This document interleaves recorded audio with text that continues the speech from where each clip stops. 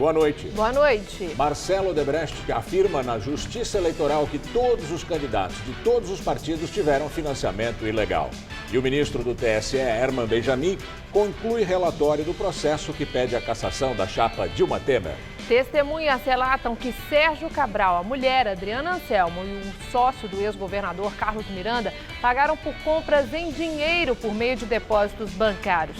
Adriana Anselmo pode deixar a cadeia ainda hoje. Na sexta-feira, o Superior Tribunal de Justiça autorizou a prisão domiciliar da ex-primeira-dama. Até agora, produtos de 12 dos 21 frigoríficos da Operação Carne Fraca passaram por testes. Os laudos mostram que a carne é boa para o consumo, mas fiscais descobrem irregularidades burocráticas e mais 2 frigoríficos do Paraná foram interditados. Polícia de São Paulo prende homem que transportava mais de 300 quilos de salsichas desviadas da merenda escolar do estado. E mais, elas estavam com prazo de validade vencido, tinha quase 3 meses. A partir da próxima quarta-feira, o sistema analógico das TVs em São Paulo e de mais 38 municípios da região metropolitana vai ser digital. Inscritos nos programas sociais do governo federal podem retirar o kit adaptador gratuitamente nas agências do Correio.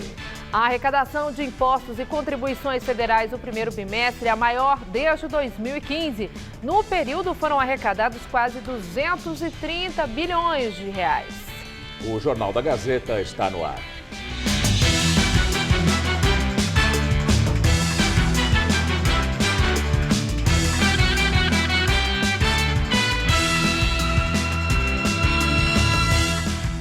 A polícia de São Paulo prendeu um homem que levava mais de 300 quilos de salsichas de merenda escolar do estado e com prazo de validade vencido há quase 3 meses. A carga com 330 quilos de salsicha estava dentro de um carro que circulava na região do Parque Novo Mundo, na zona norte de São Paulo. O que chamou a atenção dos policiais é que os pacotes traziam o logotipo do governo do estado de São Paulo e da Secretaria da Educação. O alimento deveria ser usado na merenda escolar, mas estava vencido desde janeiro. O caso foi encaminhado ao 73º Distrito Policial no Jaçanã. O motorista Gustavo Luiz da Fonseca, de 38 anos, foi preso em flagrante.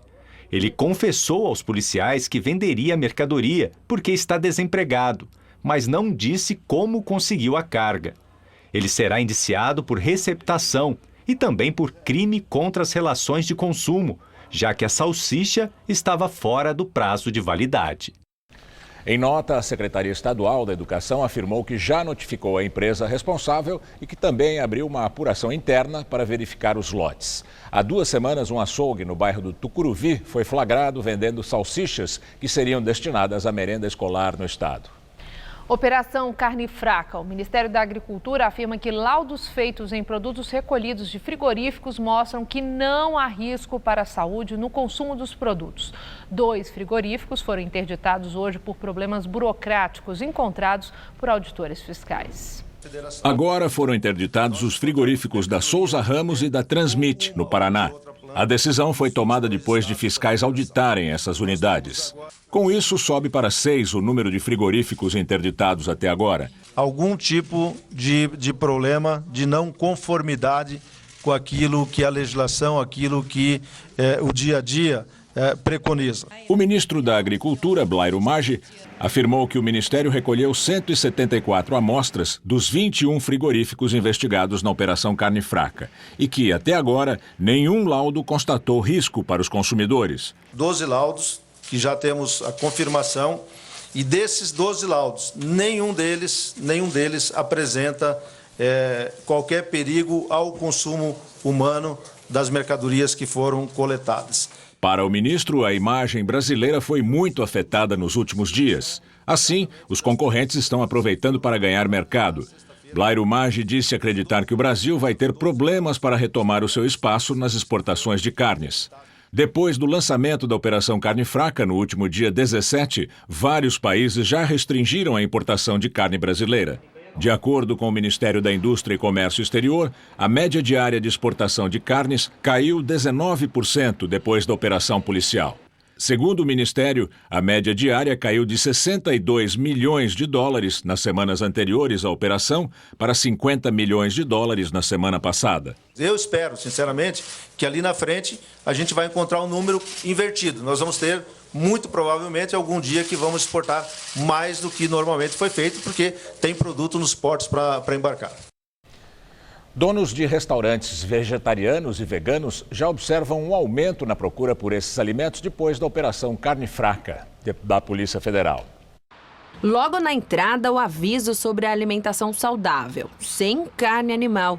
No buffet, carne moída de soja, hambúrguer de painço, cereal pouco usado no prato dos brasileiros. Ana é a dona do comércio, que fica na Zona Oeste. Nas últimas semanas, após a Operação Carne Fraca da Polícia Federal encontrar irregularidades em frigoríficos do país, muitas pessoas se questionaram sobre o consumo de carne animal. Depois dessa operação da polícia, eu simplesmente não consegui comer mais carne. Desde então, eu fiquei bem impressionada, assim, um pouco assustada. Eu achei bom, por um lado, porque pode trazer uma consciência para as pessoas, né, do que elas estão ingerindo, né, da procedência disso. A Sociedade Vegetariana Brasileira estima que 16 milhões de pessoas sejam vegetarianas no Brasil, sendo veganos cerca de 5 milhões. Um vegetariano é uma pessoa que escolheu não consumir carne, né, ou proteína de origem animal. Veganos escolhem não consumir, não só no sentido da alimentação, mas também no sentido do uso da roupa. Então, além de não consumir leite,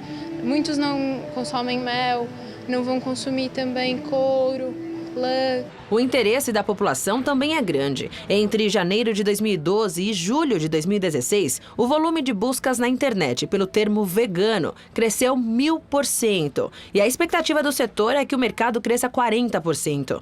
Em 2015, o consumo de carne bovina no Brasil teve a maior diminuição desde 2001, segundo o IBGE, queda de 8%. O que a gente viu acontecer nessas últimas 2 semanas foi um aumento dos clientes novos. Eu acho que tem muita gente que ficou impressionada com as notícias. Na indústria, o reflexo é um pouco mais lento. No entanto, essa fábrica especializada em produtos saudáveis, por exemplo, aumentou em 20% a produção de substitutos de carne animal após a operação da Polícia Federal. No ramo há mais de 90 anos, a empresa processa produtos a partir de carne vegetal. Com certeza isso vai acontecer, de terem baixado os estoques mais rápido do varejo. Só que não é em uma semana que a indústria recebe essa demanda.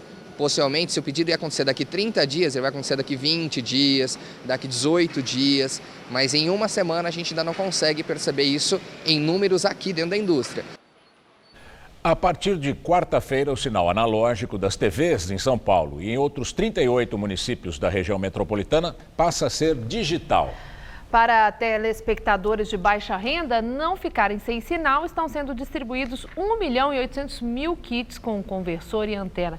Mas só as pessoas que estão inscritas nos programas sociais do governo federal é que podem retirar o kit nas agências dos Correios.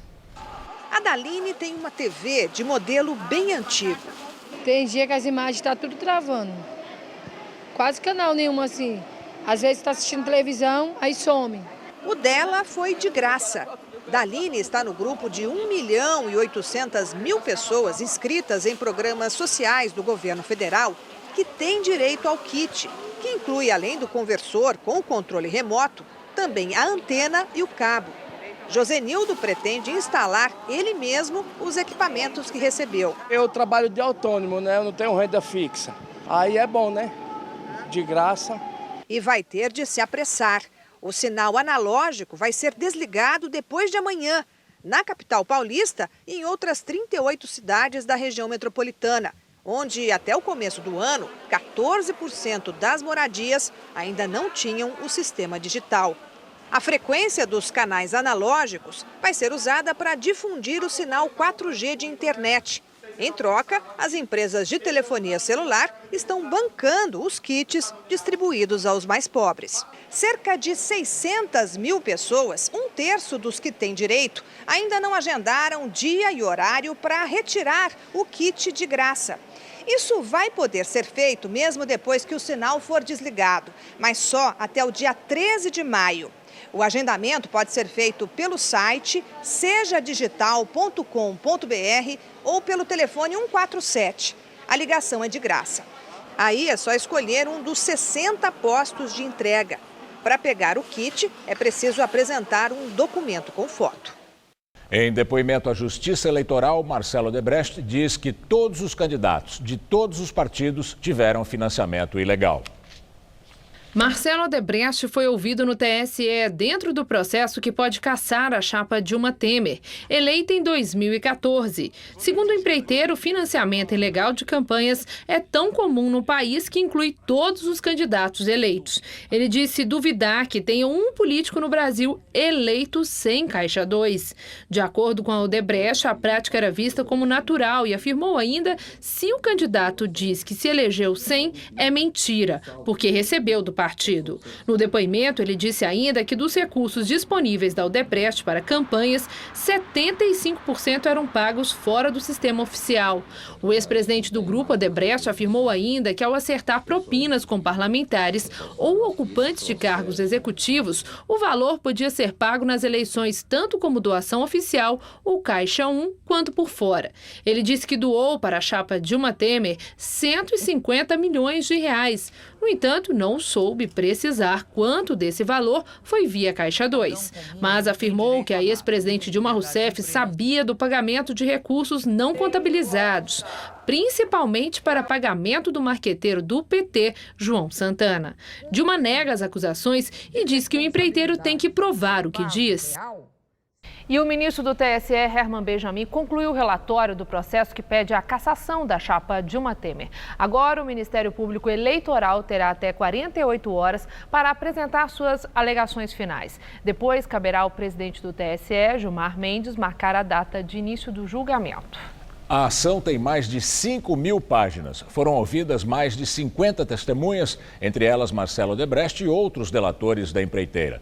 Na sexta-feira, as defesas de Dilma e Temer entregaram as alegações finais. O advogado de Temer pediu a separação das contas da campanha. Os defensores de Dilma argumentam que ela e Temer têm responsabilidade solidária pela veracidade das informações financeiras e contábeis da chapa.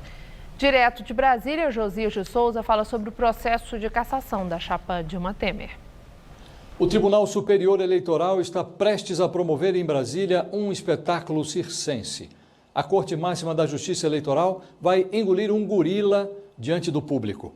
Fará isso ao ceder as manobras para salvar Michel Temer da cassação do mandato. Relator do processo que poderia resultar na interrupção da presidência de Temer, o ministro Herman Benjamin concluiu o seu relatório final. O texto contém o conjunto de revelações feitas pelos delatores da Odebrecht. Como todos já sabem, são revelações devastadoras. Não deixam dúvidas quanto aos abusos cometidos na campanha vitoriosa na eleição presidencial de 2014. É esse King Kong metafórico representado pelas delações que o TSE terá de engolir para preservar o mandato de Michel Temer. Além de Temer, Dilma Rousseff também está sujeita à punição. Pode ser declarada inelegível, o que a impediria de disputar eleições. As defesas finais de Temer e de Dilma pediram ao relator que anulasse os depoimentos dos delatores da Odebrecht.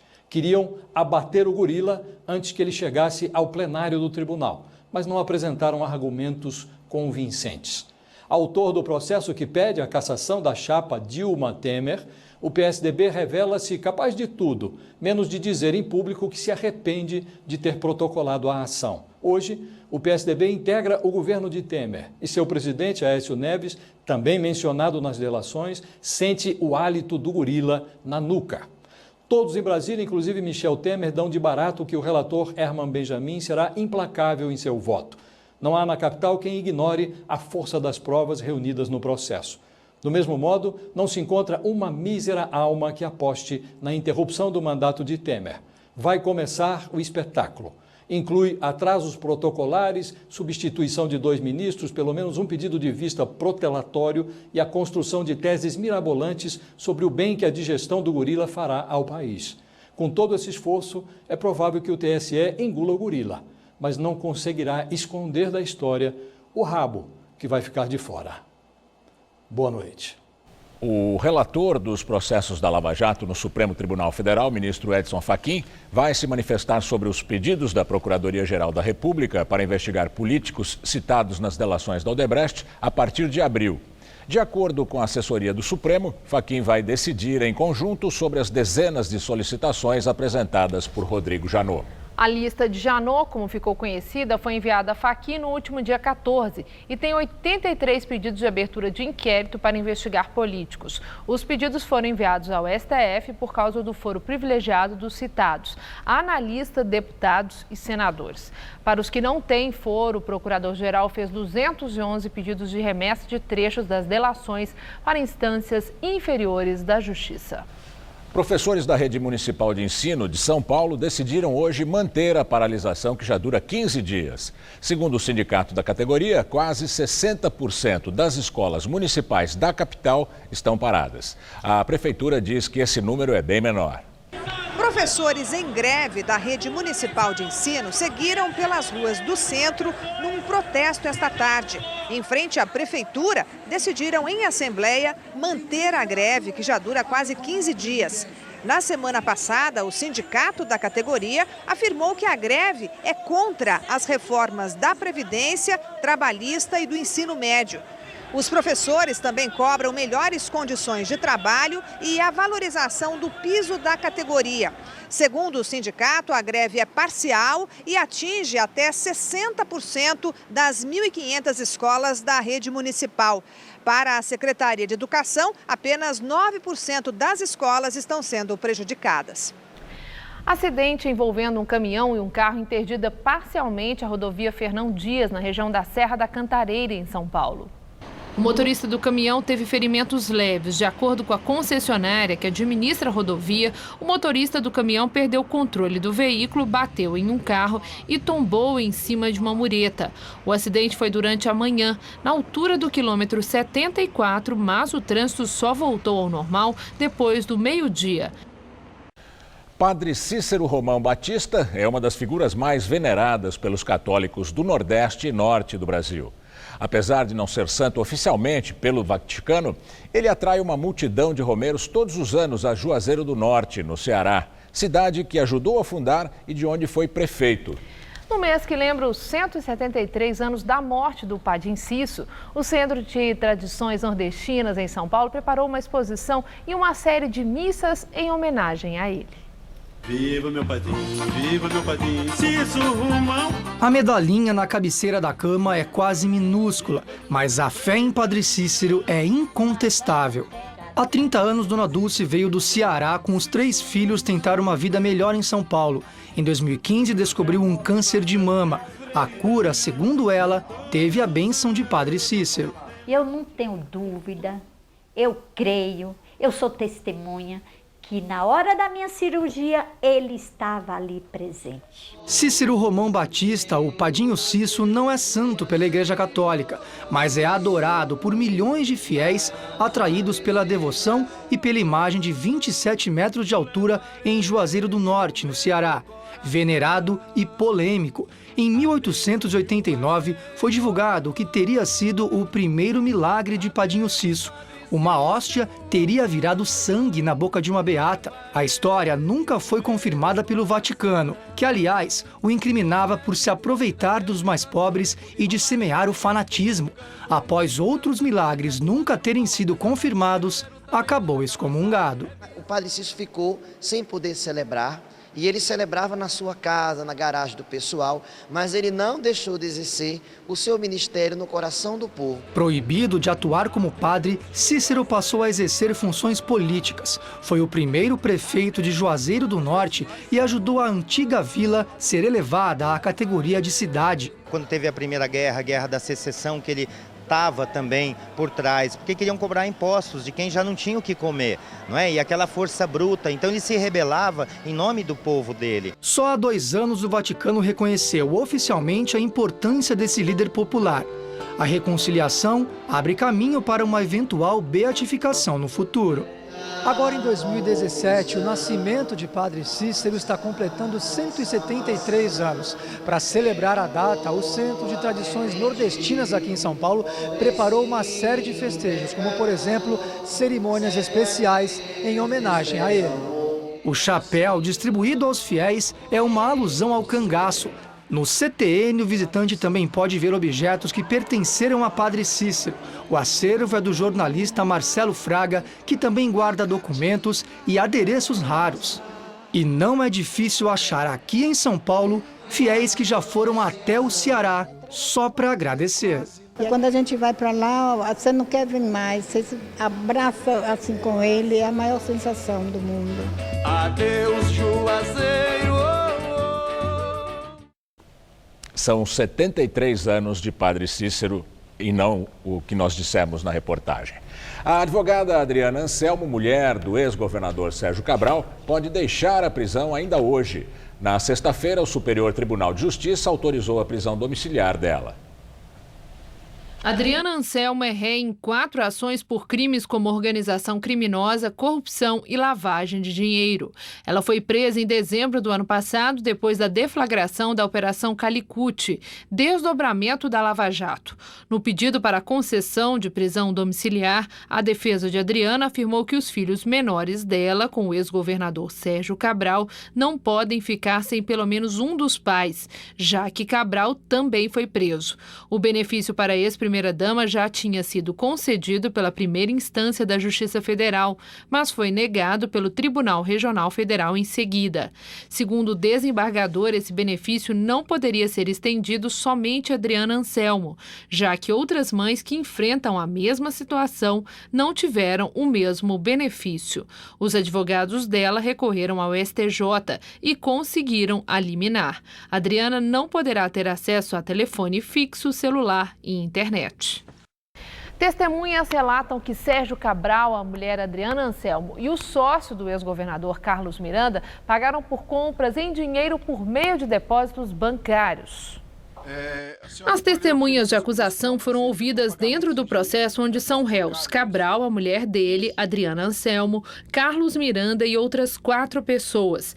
Nessa ação penal, eles são acusados de receber propina a partir do contrato da Petrobras com o consórcio Terraplanagem Complexo Petroquímico do Rio de Janeiro, formado pelas empresas Andrade Gutierrez, Odebrecht e Queiroz Galvão. Segundo as testemunhas, o trio pagou por compras com depósitos em dinheiro em lojas de diferentes setores.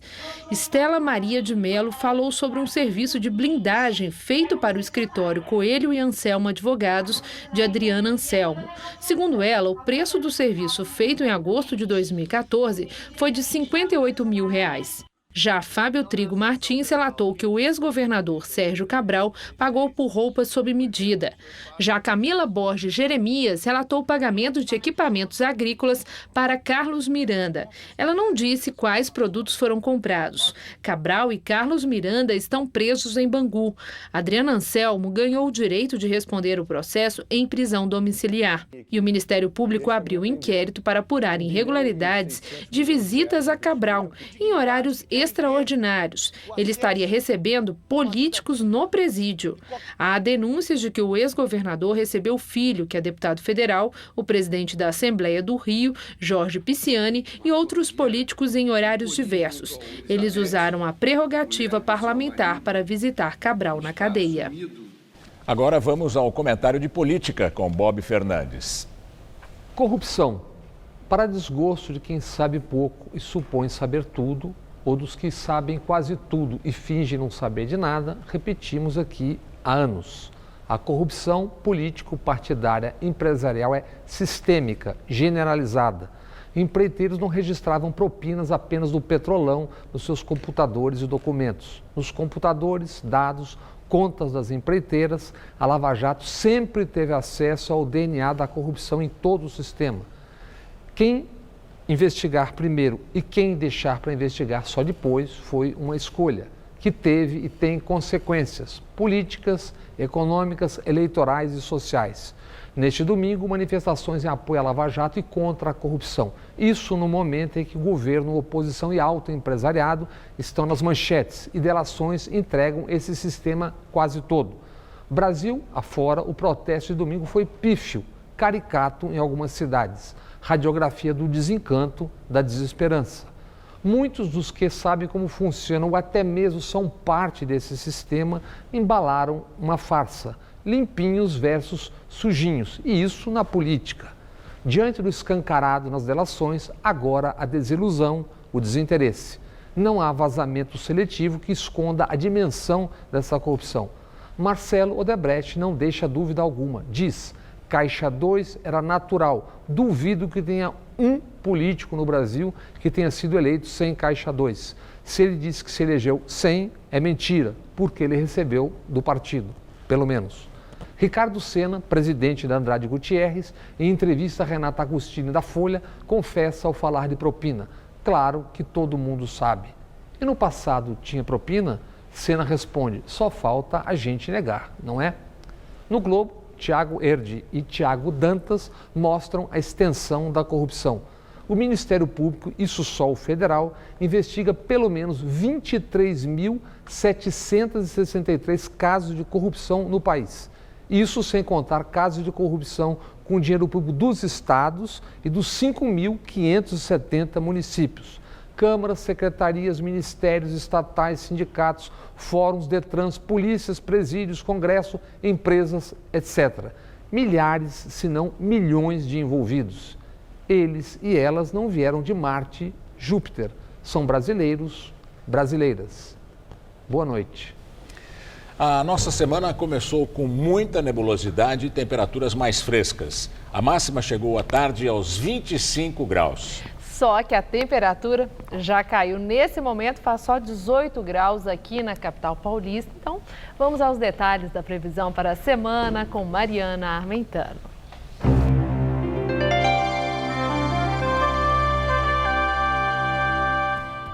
As temperaturas vão cair ao longo da semana no centro-sul do país. Só que para amanhã, previsão de chuva apenas no leste de Santa Catarina, Paraná, São Paulo e Rio de Janeiro. Nessa área entre o Espírito Santo, o norte de Minas, centro-sul da Bahia, pegando também o Distrito Federal, pode chover, sendo que mais no sul da Bahia o dia fica bem fechado, com chuvas a qualquer hora. Agora, da Grande Salvador até o Rio Grande do Norte, tempo firme e ensolarado. Vamos ver aqui a nossa tabela de temperaturas? Olha só, em Brasília, com as chuvas, as temperaturas nesta terça-feira vão ficar entre 17 e 27 graus. Em Salvador, máxima de até 32 graus com muito sol e céu azul. Em BH, tempo estável, mas com calor de 29 graus amanhã. E a capital mais fria vai ser Curitiba, com mínima de 15 e máxima só de 24 graus. Para São Paulo, calorão mesmo só nas cidades do interior do estado. Isso porque aqui na faixa leste, as áreas de instabilidade trazem muitas nuvens e teremos até chuva fraca e a qualquer hora no litoral. Máxima amanhã de até 31 graus em Presidente Prudente, 32 em Presidente Bernardes e 33 em Votuporanga. No centro-norte do estado faz até 28 graus em Franca, 30 em Barretos e 31 em São José do Rio Preto. Mais ao leste, teremos máxima só de 25 graus em São José dos Campos e também aqui na capital paulista. E eu já adianto que vai esfriar mais ao longo da semana, viu? Na quarta-feira, o tempo fica fechado e as temperaturas entre 15 e 24 graus. E esfria mais nas madrugadas. Na quinta, mínima só de 14, com máxima à tarde de 23. E na sexta-feira, mínima de 13 graus, mas a máxima se mantém na casa dos 23 graus. No Japão, uma avalanche numa pista de esqui deixou 8 mortos. As vítimas são 7 estudantes e um professor. Eles participavam de uma excursão. Mais de 40 pessoas ficaram feridas com a avalanche que surpreendeu o grupo de estudantes do ensino médio. A estação de esqui fica a cerca de 120 quilômetros de Tóquio. Os serviços de meteorologia emitiram um alerta de avalanche e advertiram para a possibilidade de nevascas, com um acúmulo de até 30 centímetros de neve.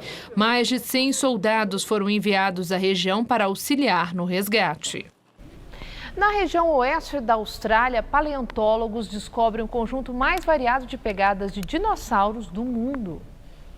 A descoberta é tratada como algo sem precedentes. O local onde foi feita a pesquisa foi apelidado de Jurassic Park australiano, em referência ao filme de Steven Spielberg.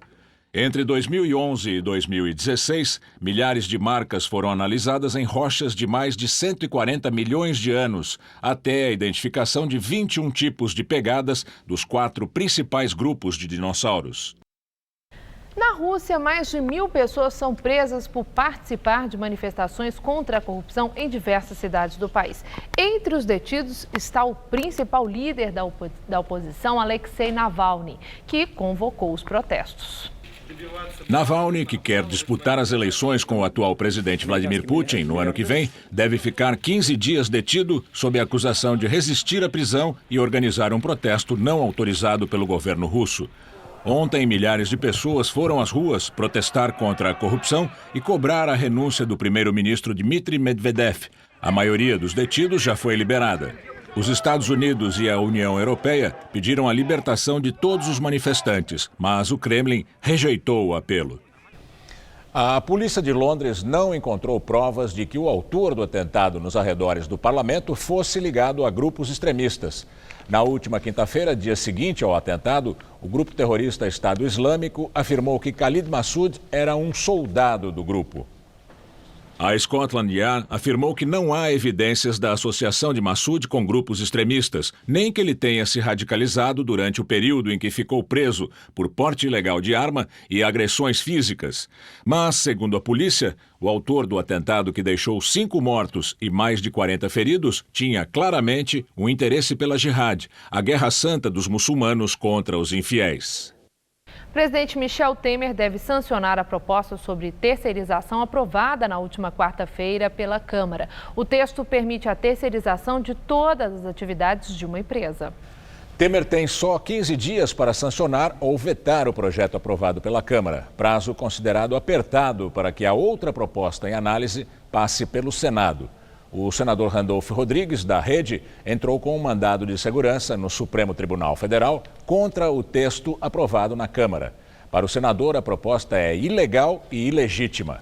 A arrecadação de impostos e contribuições federais no primeiro bimestre é a maior desde 2015. No período foram arrecadados quase 230 bilhões de reais. Segundo os dados divulgados hoje pela Secretaria da Receita Federal, houve um aumento real de 0,62% na comparação com o igual período do ano passado. Em fevereiro, a arrecadação federal somou 92 bilhões e 300 milhões de reais, aumento de 0,36% em relação a fevereiro do ano passado. E agora vamos ao comentário de economia com Denise Campos de Toledo. A arrecadação até tem apresentado uma certa recuperação, assim como a economia em geral, mas não o suficiente para garantir a meta fiscal deste ano, que é de um déficit de 139 bilhões de reais.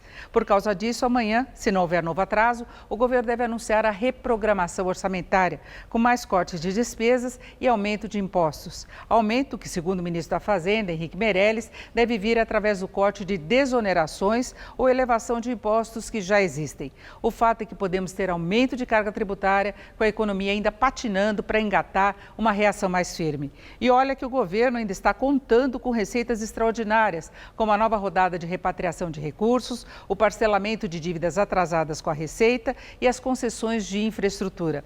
Mas, pelo jeito, vai recorrer mesmo à velha fórmula. Não fecha as contas e avança sobre o bolso do consumidor, o caixa das empresas, para assegurar o que precisa. Tem até a justificativa da credibilidade. Não cumprir a meta ou mesmo ajustá-la, ainda que admitindo que a economia está crescendo menos que o projetado, poderia afetar a confiança na capacidade de reorganizar as finanças. Agora, é bom lembrar que o corte de gastos também foi menor que o esperado.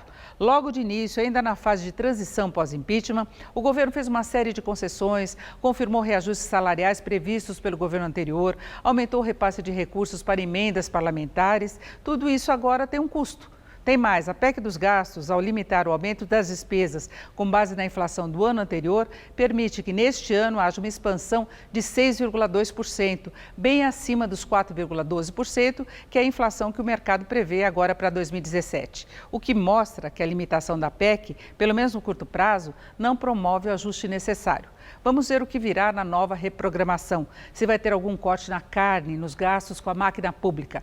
A intenção final de ajuste persiste, mas os desvios de rota estão aí, até na exclusão dos servidores estaduais da reforma da Previdência, na barganha por maior apoio. Negociação faz parte do jogo político e mesmo da gestão da economia, mas certas concessões podem inviabilizar ou comprometer demais os objetivos e até a credibilidade do processo. Eu volto na quarta, até lá. A Vale terá novo presidente a partir de maio. O executivo Fábio Schwartzman vai substituir Murilo Ferreira no comando da mineradora. Atualmente, ele é presidente da Klabin. E Pedro Parente tem o mandato renovado e vai ficar à frente da Petrobras até março de 2019. A decisão do Conselho de Administração da companhia. Parente assumiu o cargo em maio do ano passado, após decisão do presidente Michel Temer. Morador de rua revitaliza uma pequena praça no centro da cidade de São Paulo. Em 3 meses, ele alterou o aspecto do lugar, substituiu o lixo e o entulho por canteiros de plantas e conquistou a simpatia da vizinhança. A pequena praça na esquina da Duque de Caxias com a São João agora tem o chão limpo e árvores nos canteiros. Há 3 meses era bem diferente. Era um depósito assim, de entulho, de resto de guarda-roupa, o pessoal usava para banheiro mesmo. Quando Alexandre chegou por aqui, já havia barracas de outros moradores de rua. Mesmo assim, ele arregaçou as mangas e começou a limpeza. Até brinquei. Desse coqueiro para cá, estou deixando Alphaville. Se vocês quiserem continuar na Alphavela, vocês continuam. Aí me ajudaram também, a carpir, entendeu? Também pintou o muro, que estava todo pichado. Arranjou a tinta, mas teve que se virar com o resto. Eu não tinha um pincel, não tinha um rolo, rasgava um pedaço de colchão. E com o pedaço de colchão eu fui tirando toda a sujeira da parede. Estava tudo riscado. Tudo pichado, riscado. Além das árvores, também plantou uma espécie de horta com cebolinha, boldo. Junho, julho, que é a festa junina, a gente já vai comer batata doce assada aqui, com certeza. Na rua, há 15 anos, também é dependente de crack. Diz que lidar com a terra o deixa mais tranquilo. Deixava minha ansiedade descarregando o tempo meu nisso aí, plantando, mexendo com a terra, aguando. Aí é onde eu também estava usando menos droga. Pela regra do município, o cidadão só pode plantar árvores em terreno particular. Até mesmo na calçada, é preciso de uma autorização da prefeitura que vai dizer qual tipo de árvore é mais adequada para aquele espaço. Mas o fato é que essa iniciativa do Alexandre ganhou o apoio da vizinhança, que no lugar de um terreno cheio de entulho, viu a praça surgir de novo. Muito bom, eu não quero nem que ele saia daqui. Se eu pudesse, eu colocava uma cabaninha aqui para ele morar aí direto. Não só quem mora aqui, mas pessoas que param de outra região vêm ver o trabalho que ele está fazendo aqui. Queria cuidar de outras praças? Com certeza. Praças que estão assim largadas, jogadas, entendeu? Sem pensar em valores, sem pensar em nada. Simplesmente um lugar, uma moradia, ou se não uma barraca, algo assim, entendeu? Para mim tirar minha noite de sono, meu descanso. Daqui a pouco, Maria Lídia entrevista o diretor do Instituto Lula, Paulo Vanucchi. E a seguir, no Campeonato Paulista, Palmeiras empata em casa, Santos vence fora e São Paulo e Corinthians empatam no Morumbi. Se quiser dicas de Nova York, eu posso dar várias. Mas no Brasil, minha dica é: tenha uma conta no Bradesco Prime, o meu banco. Porque lá eu tenho atendimento personalizado, consultoria de investimento e, é claro, serviços internacionais. Porque uma hora eu posso estar em um lugar. Logo depois, em outro. Bradesco Prime. Viver é Prime. Com firmeza, segurança jurídica e uma visão moderna de desenvolvimento, vamos em pouco tempo garantir estabilidade, crescimento e um futuro seguro para a nossa nação e para as próximas gerações. Vamos fazer isso com serenidade, dando absoluta prioridade ao cidadão. Esse foi, é e sempre será o nosso compromisso. O Brasil de Temer, o presidente certo, na hora certa.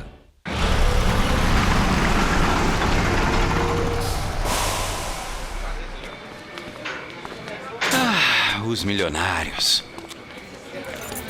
Tem alguma coisa de valor no porta-luva? Bom, vai se preparando, porque você pode ser um deles.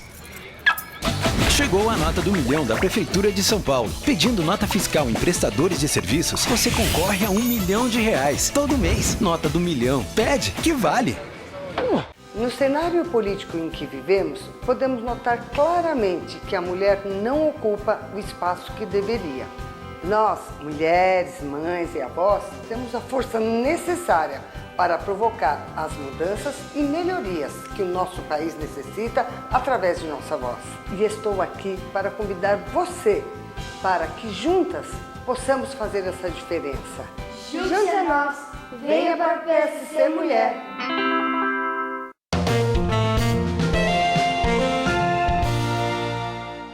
O presidente certo, na hora certa. O agronegócio é o setor que melhor representa o modelo de eficiência que o presidente Temer tanto acredita e quer para o Brasil. A de um país moderno, confiante e confiável. A ordem do presidente é incentivar o setor que mais cresce, que mais emprega e que mais contribui para a nossa economia. O Brasil de Temer. O presidente certo, na hora certa.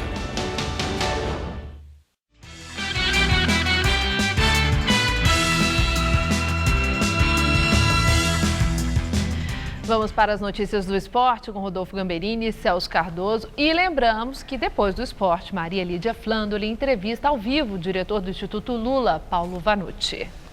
Tivemos um fim de semana de gols e definições no Campeonato Paulista. Os grandes, entre eles o nosso querido Santos, né, Celso? Já estão classificados para a próxima fase. Isso mesmo, o Santos, que corria risco, deixou muito santista apavorado, venceu e se garantiu. Palmeiras e Corinthians já entraram na rodada classificados. E o São Paulo, mesmo com um empate no Clássico, também avançou. Aliás, falando em Clássico, cerca de 52 mil torcedores foram ao Morumbi ver o São Paulo enfrentar o Corinthians. Vamos aos gols. No sábado, o Santos enfrentou o Santo André fora de casa e o único gol da partida foi marcado por Copete, após cruzamento de Lucas Lima. Final, Santo André 0, Santos 1. Também no sábado, o Palmeiras saiu na frente contra o Audax em casa com esse gol de Roger Guedes, pegando a sobra do chute de Michel Bastos, 1-0. O Audax empatou com o zagueiro Betinho, 1-1. O time da casa ainda ampliou com esse gol de William após rebote do goleiro. Mas o Audax empatou de novo no final da partida com esse belíssimo toque por cobertura de Léo Arthur. Palmeiras 2, Audax também 2, placar final. No Clássico do Morumbi, o São Paulo abriu o placar na cobrança de escanteio, completada para o gol pelo zagueiro Michael, 1-0 São Paulo. O empate do Corinthians aconteceu com o atacante Jô, de cabeça. Final, São Paulo 1, Corinthians também. Pena que tivemos uma tragédia no Morumbi, né? Pois é aquela história, uma fatalidade por um ato incorreto. Né? O torcedor ele foi pular de um setor, que ele tinha um ingresso, para um outro setor. Existe uma grade que separa, uma grade alta. Vários torcedores fizeram isso. E fazem costumeiramente isso, né? Exatamente. Só que aí no caso do rapaz de 23 anos, de Pindamonhangaba, ele acabou escorregando e caindo. Pereira, o primeiro nome dele... Bruno Pereira. Ele acabou escorregando, caindo, com múltiplas fraturas, acabou não resistindo e faleceu. É uma altura enorme o estádio. Exatamente. Né? Então errou o torcedor que tentou pular, mas erra também o São Paulo que tem que colocar um fiscal ali, alguém para evitar esse tipo de situação.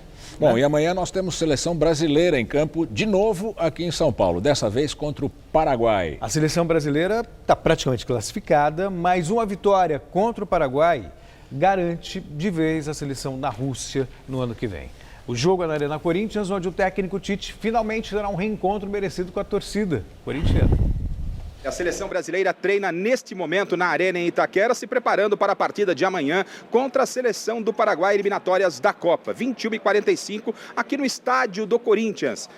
A seleção brasileira está praticamente classificada com 30 pontos e o jogo é extremamente importante para a seleção do Uruguai, que ainda sonha com uma das vagas para o Mundial da Rússia. Sobre o adversário de amanhã, o Paraguai vem com tudo em busca da vaga. Por isso, a partida vai ser mais do que complicada. Olha, o Paraguai é uma seleção difícil de se jogar contra, muito guerreira, né, que luta bastante dentro de campo. Tivemos já jogos contra eles e jogos muito difíceis, então vai ser um jogo bonito, um jogo bom de ser jogado, né? E basta a gente fazer o nosso melhor dentro de campo para sair vitorioso. Não adianta a gente ficar esperando 4-1 de novo, né? O Paraguai é bem mais retrancado que o Uruguai, né? Sim, o Paraguai até já eliminou o Brasil de 2 Copas América recentemente, né? Bom, mas o Brasil é favorito. Todos os jogos nós dissemos que seria difícil para o Brasil, ou difíceis, o Brasil superou, inclusive o Uruguai. É claro que é favorito, tem tudo para vencer o jogo de amanhã também. Tomara. Falamos mais sobre esse jogo amanhã, tá bom? Obrigado, Celso. Boa noite. Boa noite. Estela. A seguir, Maria Lídia Flandoli entrevista ao vivo o diretor do Instituto Lula, Paulo Vanucci. Até já. O presidente certo, na hora certa. Foi só o homem entrar no governo e já subiu o Bolsa Família em 12,5%. A inflação era mais de 10%, caiu para pouco mais de 4%. A inflação caindo, os preços caem também. A coisa está melhorando mesmo, até juros de cartão de crédito já baixou. Mais de 200 milhões de toneladas de grão. Isso é o Brasil que dá orgulho. O Brasil de Temer, o presidente certo, na hora certa. Eu acho que o curso de jornalismo da Casper certamente me ajudou muito na profissão. Principalmente no início da carreira, o jornalista encontra situações completamente diferentes. Um dia ele cobre o governo do estado, no dia seguinte ele cobre polícia, no outro dia ele cobre um movimento social. Esse caráter generalista do conhecimento do jornalista é muito importante. Então a formação dele tem que acompanhar esse trabalho, senão fica uma coisa técnica e fria demais. Eu escolhi a Casper porque era a escola que me daria a formação profissional de maneira mais objetiva, por ser uma faculdade que me dava instrumentos práticos para exercer a profissão. Por isso eu sou Casper. Somos todos Casper. O ingresso da mulher no mercado de trabalho colaborou para diminuir a desigualdade da pobreza. Imaginem quando nós mulheres participamos mais da política. Na Câmara Federal somos apenas 10%. É preciso avançar. Superar a crise, retomar a credibilidade do nosso país e prestar bons serviços exige que se promova a participação com igualdade entre homens e mulheres em todos os espaços. É o compromisso do PPS.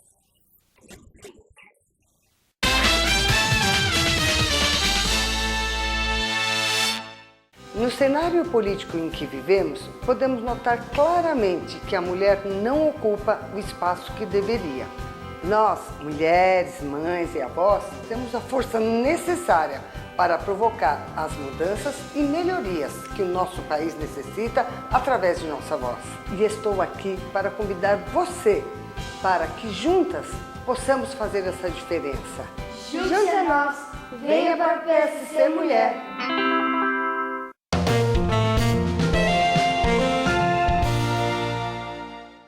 A reforma da Previdência é, sem dúvida, a de maior importância, pois os estudos prevêem um colapso no sistema se nada for feito agora. Isso é muito sério. Daí a preocupação e a dedicação do presidente em fazer essa reforma. Essa reforma não é uma imposição, é uma necessidade. É uma responsabilidade com o trabalhador brasileiro. E o presidente Temer não vai fugir a ela. O Brasil de Temer, o presidente certo, na hora certa.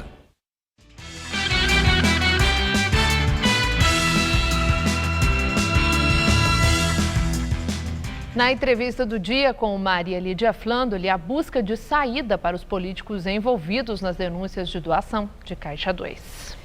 Entrevista o diretor do Instituto Lula, Paulo Vanucci, que foi ministro dos Direitos Humanos no governo Lula e é comissário da Comissão Interamericana de Direitos Humanos, da OEA, a Organização dos Estados Americanos. Muito obrigada, Paulo Vanucci, por estar conosco. Bom, Vanucci, um dos assuntos do momento é a busca de uma saída para aquilo que estão chamando de uma nuvem negra sobre o cenário político e grande parte dos políticos brasileiros, ou mesmo um rótulo que está se colando no peito de político, que política é tudo bandido, etc. E nessa busca de saída, avança muito aquele movimento no Congresso pela anistia à doação de Caixa 2 para políticos. Eu quero a sua opinião, se é essa a saída. Não é essa, a saída não é essa. O luxo de ser convidado por você aqui na Gazeta é também poder entrar logo depois do Bob Fernandes. E eu vi o comentário dele falando dessa onda toda da corrupção e ele situa o centro da questão. Bom, é o combate à corrupção ou o combate à corrupção no que toca a uma força política, a do PT, a da esquerda, etc. Esse é o grande teste. A anistia não é solução, o processo tem que ir adiante. Agora, cada vez o juiz Sérgio Moro está mais desafiado a mostrar se ele é um juiz que está aí para combater a corrupção ou se ele continua naquela foto alegre ao lado do Aécio. Aquela famosa foto que todo mundo viu na rede social, os dois rindo, quando o Aécio é um réu dele. Então, nesse sentido, a Operação Lava Jato ainda precisa mostrar que ela é uma operação isenta. Não está provado isso até agora, a carga Mesmo é muito contra o PT. Aí eu pergunto, eu vi que o PT está nos preparativos para o 6º Congresso, está fazendo seminários, grupos de discussão. Esse é um pensar sobre o país, sobre os destinos do PT, etc. E na sexta-feira foi sobre a Lava Jato. Foi. Né? Foi sobre a Lava Jato. E eu vi tudo aquilo no site do partido, quando eu preparava a sua entrevista, e vi o seguinte, e refleti o seguinte, praticamente todos os partidos do cenário político nacional estão aí envolvidos nas investigações da Lava Jato. Os grandes nomes dos partidos políticos, de boa parte deles, não vou dizer de todos, porque tem partido que não tem ninguém também, mas não ficou fixado no PT, como sempre o PT alardeou e como você acaba de dizer aqui. Essa abertura, pegando indistintamente tantos partidos e nomes tão poderosos, não já é uma sinalização que a Lava Jato possa, de fato, estar fixada, o foco seja o combate à corrupção? Aproveitando de novo o nosso Bob Fernandes, ele fala assim, agora há pouco aqui no canal, ele fala assim, quem pegar primeiro e punir, e quem deixar para depois, foi uma opção, foi feita. Porque as informações eles tinham desde sempre. E está nos jornais de hoje, a declaração do Odebrecht, André Gutierrez, ninguém ganhou eleição no Brasil sem Caixa 2. É duríssimo isso. Então, é um problema do sistema que tem que ser reestruturado, repensado. Agora, a saída não é a anistia. Não, a anistia não é, porque a anistia é jogar, nesse caso, um manto de acobertamento, esquecimento na origem semântica da palavra, né? Anistia, esquecimento, no sentido assim de coisas que têm que ser conhecidas e levadas assim ao final. E claro, lá na frente, você tem que discutir como vai ser o daqui para frente. E tem diferença de Caixa 2 para político? Tem alho e tem bugalho, tem joio, tem trigo? Ou claro que tem. Doação de Caixa 2 para político? Claro. Já é no mínimo uma gravíssima transgressão, crime fiscal, Caixa 2, né? E se for para negociação, né? Corrupção mesmo, propina, aí é um outro tipo de crime grave também, né? Sempre crime? E nesse sentido, que foi muito grave, o próprio nosso colega aqui falou que alguém participou de uma farsa, se decepcionou, tanto é que a Avenida Paulista ontem estava mais vazia, em Brasília tinha 500 pessoas, gente propagando de novo golpe em 19 militar. estados, 20 estados. Um fracasso, um fiasco. Agora, dizia-se o seguinte, aqui, cada cofre de empreiteira tem duas paredes, a parede do dinheiro bom e a parede do dinheiro ruim. A do dinheiro ruim, que é sempre propina, era para o PT, para Dilma, para o Lula. E a do dinheiro bom era para o Aécio, para o Serra. Isso tem que ser derrubado, porque o povo não vai ficar nessa. Mas onde que está isso, hein, que o dinheiro bom era para eles? Onde que está isso? Esse é o problema, porque está lá, o José Serra, não, mas por que o José Serra saiu de uma maneira intempestiva? Provavelmente porque alguém chamou o Serra e disse, olha, o que existe contra você aqui na delação da Odebrecht. Então deixa eu sair antes. Então, ou o jogo é igual para todos, e a Dilma foi punida, na minha opinião, injustamente, inconstitucionalmente. O Lula está sendo processado, até agora não apareceu nada de jurídico contra o Lula. E vai haver alguma coisa contra Zé Serra, contra Aécio ou não? Aí vai entrar a anistia. Não, agora precisamos de fazer anistia, porque o objetivo da operação era derrubar o PT. Derrubou o PT, tarefa cumprida, vamos fazer agora uma anistia para recomeçar o jogo. Tomara que não, né? Tomara que não. Tomara que não, né? Porque a anistia parece um estímulo à impunidade, isso sim. É isso. Mas, Paulo Vanucchi, 2018, Lula deve ser o candidato? Eu não estou pensando se ele vai ser, porque essa pergunta você vai me dizer, fala para ele. Eu quero saber, é bom que ele seja o candidato ou isso só é bom para o PT? Aqui, o Ciro Gomes disse que para Lula não deveria se candidatar, que ele tem uma história, ele tem um feito e é um risco muito grande ele ser candidato e a grande vantagem é o PT, porque o PT se livra da possibilidade de uma hecatombe eleitoral que já foi sinalizada nas eleições municipais. No seu entender, é bom que o Lula seja o candidato à presidência em 2018? Maria Lídia, o Lula pode não ser candidato. Está um pouco cedo ainda, está um jogo tático. Agora, vamos, entre nós aqui, poucos programas de televisão dizem o que o seu programa pode dizer. Se for candidato, está eleito. O Lula é o próximo presidente. E pode não ter segundo turno, porque o que aconteceu em Monteiro agora, na inauguração das águas, né, foram 30 mil pessoas, num congestionamento, nunca aconteceu nada parecido na Paraíba. Cadê as pesquisas? As pesquisas, o Lula só cresce. Dia 21 de abril ele vai ser o principal homenageado em Ouro Preto. Multidão de novo. Agora, pode ser que a conjuntura desaconselhe a ser candidato. Vamos aguardar. Quanta coisa para aguardar. Muito obrigada, Paulo Vanucci. Espero que volte o Jornal da Gazeta para uma análise. Uma boa noite. Muito obrigado. Gamberini. O Jornal da Gazeta termina aqui. A edição de hoje pode ser vista no site do Jornal da Gazeta. Mais notícias em nossa edição das 10. Uma excelente noite para você. Boa noite e até amanhã.